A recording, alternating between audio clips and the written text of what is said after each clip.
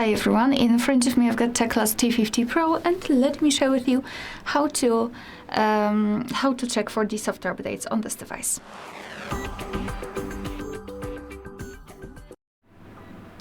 So let's begin with opening the settings, and here in this left section we have to scroll and find the system. Here in the system, let's localize system update here and tap on it.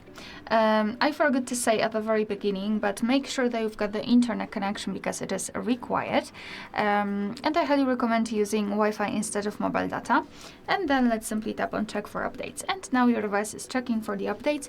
And basically you can meet two different scenarios. This is the first one where your software is up to date and there's nothing to download. And the second one is where your device will actually find the update. It will show you the information about it, what has been fixed, what has been added, and then you will be able to tap on download or install and apply the update. Alright, so that will be all. Thank you so much for watching. Please hit the subscribe button and leave the thumbs up.